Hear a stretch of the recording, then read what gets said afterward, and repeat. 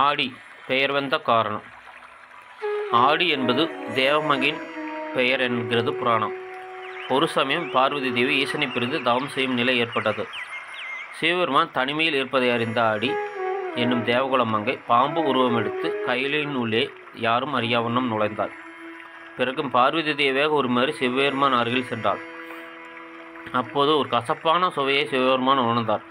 தன்னை நோக்கி வந்தவள் பார்வதியல் என்பதை அறிந்து தன் சூலாயத்தால் ஆடியை அழிக்க எத்தனித்தார். அப்போது சூலாயத்திலிருந்து வெளிப்பட்ட தீப்பொறி ஆடியை புனிதமடைய செய்தது.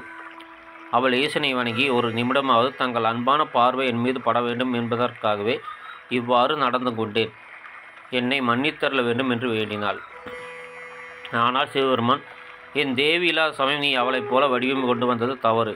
எனவே பூவுலகில் கசப்பு சுவையுடைய மரமாக பிறப்பாய் என்றார். அவள் விமோச்சனம் கேட்க, கவலை வேண்டாம், நீ மரமாகி போனாலும் ஆதிசக்தியின் அருளும் உனக்கு கிட்டும். சக்தியை வழிபடுவது போல் உன்னையும் வழிபடுவார்கள். ஆடியாக உன் பெயரிலே ஒரு மாதம் பூலோகத்தில் அழைக்கப்படும். அந்த வேளை நீ கசப்பு குணம் கொண்ட மரமாக இருந்து மக்களுக்கு நல்லதை செய்வாய் என்று அறிந்தார். ஆடி என்ற தேவலோகத்து பெண் தான் பூலோகத்தில் வேப்ப மரமாக திகழ்கிறாள். ஈசனின் சாபமே அவளுக்கு வரமாக மாறியது. தெய்வம்சம் பொருந்திய வேம்பு ஆதிசக்தியின் அம்சமாக உள்ளது. நோய்கள் பலவற்றை குணமாகும் சக்தி கொண்டவளாக திகழ்கிறாள் அந்த மங்கை. ஆடி மாத சிறப்புகள். ஆடி மாதம் அம்மனுக்கு மிகவும் சக்தி சிறப்பு வாய்ந்த மாதமாகும்.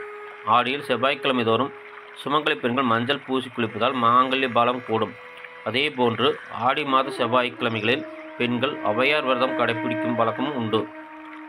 கணவனின் ஆயுள் நீடிக்கவும் குழந்தை வரம் வேண்டியும் குடும்பத்தில் மகிழ்ச்சி தங்கவும் கன்னிப்பெண்களுக்கு விரைவில் திருமண வரம் கிடைக்கவும் இந்த விரத வழிபாட்டின் மூலம் பிரார்த்தித்துக் கொள்வார்கள்.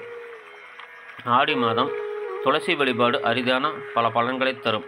ஆடி மாதம் வளர்பிறை நாட்களில் துளசியை வழிபட்டு வந்தால் ஐஸ்வர்யம் பெருகும், நீண்ட ஆயுள் கிடைக்கும். ஓம் சக்தி பராசக்தி.